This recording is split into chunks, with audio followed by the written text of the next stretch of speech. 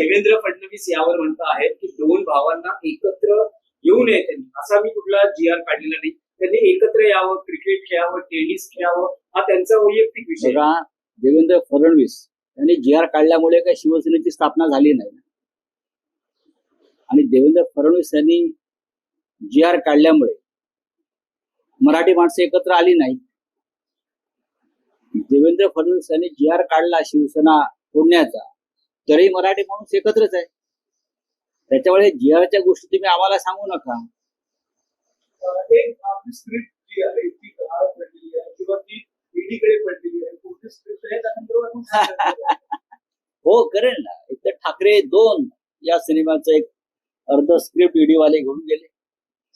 George Fernandes त्यांना वाटलं खूप मोठं काहीतरी स्कॅन्डल, ते घेऊन गेले. आता आम्ही अर्ज केलाय, आम्हाला परत द्या म्हणून, आम्हाला काम करायचं त्याच्यावर. रावसाहेब, फडणवीस वारंवार असं म्हणतात आहेत की डॉक्टर माशेलकर समितीचा जो अहवाल आहे हा उद्धव ठाकरे यांच्या नेतृत्वाखालील सरकार, म्हणजे ते मुख्यमंत्री असतानाच्या सरकारने स्वीकारला होता. काल त्यांनी असं विधान दिलं आहे की उद्धव ठाकरेचे उजवा हात समजले जाणारे उपनेता विजय कदम यांनी हा अहवाल लिहिला आणि तो मंत्रिमंडळाच्या बैठकीत मांडण्यात आला आणि तो स्वीकारण्यात आला. तो अहवाल समोर आणा ना लोकांसमोर. आम्ही वारंवार काय सांगतोय, तो जो अहवाल आहे तो स्वीकारला, त्याच्यावरती काय कार्यवाही केली, त्यानंतर तेव्हाच्या मुख्यमंत्र्यांनी कोणता जी आर काढला, हे समोर आणा. तो जी आर जसा देवेंद्र फडणवीस यांनी मुख्यमंत्री म्हणून एक जी आर काढला, हिंदी त्रिभाषा सूत्रानुसार तिसरी भाषा म्हणून सक्तीची, हा जी आर आहे ना. त्याच्या विरुद्ध आम्ही आंदोलन केलं. अशा प्रकारचा जी आर जर तेव्हा मुख्यमंत्र्यांनी काढला असेल तर लपवतच कशाला? तुमच्या हातात सरकार आहे. बघा, हे खोटारडे लोक आहेत. हे खोटेपणातून सत्तेवर आहे. ढोंग हे त्यांचं हत्यार आहे. त्यांच्याकडे दुसरं खोटं बोलण्याशिवाय दुसरं कोणतंही साधन नाही. हे खोटं बोलत आहे. जर उद्धव ठाकरे साहेबांचा जी आर असता तर आम्ही तो कशाला जाळला असता? आम्ही तुमचा जी आर जाळतोय, तुम्ही आमचा जी आर जाळा ना. उद्धव ठाकरे साहेबांनी जो जी आर काढला असं म्हणताय किंवा काय, तो जाळा ना तुम्ही भाजपवाल्यांनो.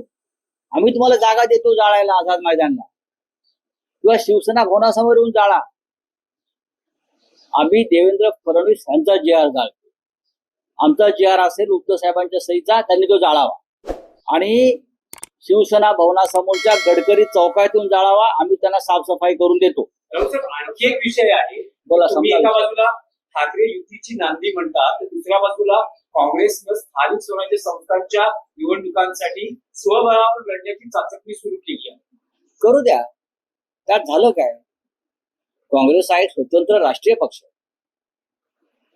निवडणुका संदर्भात कोणता निर्णय घ्यायचा, काय करायचं, महाविकास आघाडी लोकसभा आणि विधानसभेसाठी होती.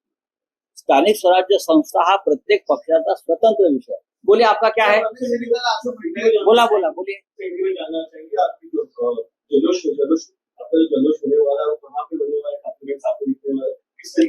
देखिए, मराठी विजय दिवस, जो मराठी विजय दिवस है, हम एक साथ आ गए, पूरी मराठी जनता, राज ठाकरे, उद्धव ठाकरे, शरद पवार जी, कांग्रेस के लीडर्स, और हमने जो हिंदी जबरदस्ती यहाँ कर रहे थे प्राइमरी एजुकेशन स्कूलों में, वो अध्यादेश को हमने हटा दिया, वो पीछे ले लिया. महाराष्ट्र के लिए ये एक विजय का, एक जल्लोष का दिन है. तो 5 तारीख को हम एक मोर्चा निकालने वाले थे इस अध्यादेश, सरकारी आदेश के खिलाफ. अब उसकी जरूरत नहीं है. तो हम 5 तारीख को एक भव्य विजय जल्लोष का कार्यक्रम करेंगे, मराठी विजय दिवस. और उसमें 5 तारीख को होगा ये वर्ली में जो डोम सभागृह है, बहुत बड़ी संख्या में लोग वहां जमा होते हैं. वहां उद्धव ठाकरे जी, राज ठाकरे जी एक साथ मंच साझा करेंगे. जो महाराष्ट्र की जनता की इच्छा है कि ये 2 नेता, 2 भाई एक साथ दिखने चाहिए. मुझे लगता है 5 तारीख को ये नजारा पूरे राज्य को और देश को दिखेगा. ऑपोजिशन जो बाकी पार्टी को बुलाया जाएगा, शिंदे सेना भी है, बाकी सभी को बुलाया जाएगा. हम सबको बुलाएंगे. हम सबको बुलाएंगे ना। अपने आप को जो लोग मराठी मानते हैं, एकनाथ शिंदे को बुलाएंगे, अजित पवार को बुलाएंगे, देवेंद्र फडणवीस को बुलाएंगे, नितिन गडकरी को बुलाएंगे। आप नाम दीजिए, हम सबको बुला लेंगे। अपने आप को जो मराठी बोलते हैं कि हम मराठी नेता है महाराष्ट्र के, तो हम सबको बुला लेंगे, आप आइए अगर आना है तो।